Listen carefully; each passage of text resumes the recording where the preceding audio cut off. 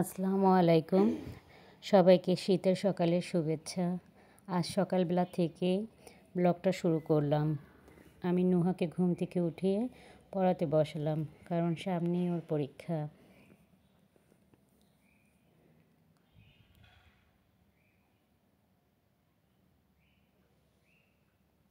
নুহার পড়াগুলো সব রেডি করতে হবে। এবার আমি রান্নাটা বসিয়ে দেব। আমি ভাতটা বসিয়ে দিলাম, আর এক চুলায় ডাল বসিয়ে দিলাম। এবার আমি ফ্রিজ থেকে মাছটা বের করে মাছটা ভেজিয়ে নিচ্ছি।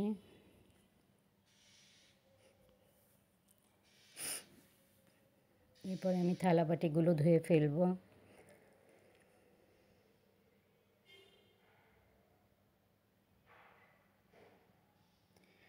আমি সবজিগুলো এবার কেটে নিব সবজি রান্না করার জন্য।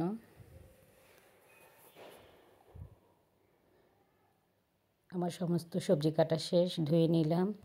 এবার আমি ডালটা সিদ্ধ হয়ে গিয়েছে, এখন আমি ডালটা তেলে দিয়ে নেব।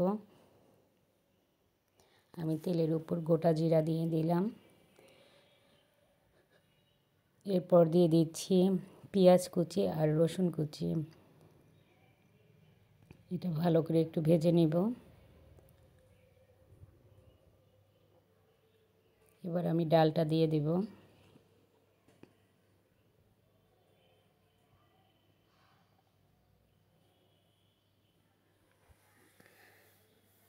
আমি মূলা দিয়ে ডাল রান্না করেছি দেখে একটু চিনি দিয়ে দিলাম, আর দিয়ে দিলাম ধনিয়া পাতা।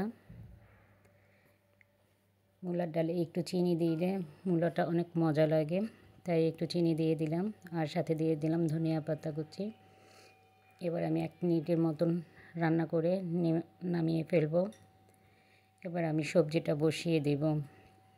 আমি সাদা সবজি করব, এই কারণে আমি কড়াইয়ে তেল দিয়ে দিলাম পেঁয়াজ কুচি, দিয়ে দিচ্ছি একটু আদা রসুন বাটা,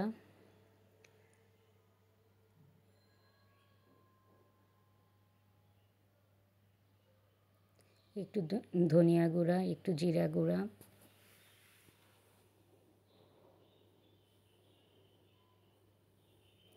এবার আমি মশলাটা একটু ভালো করে কষিয়ে নিব।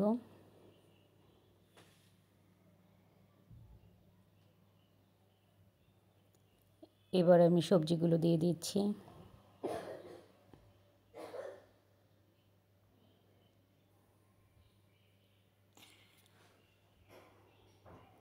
এবার আমি ভালো করে নেড়ে চেড়ে একটু ভেজে নেব।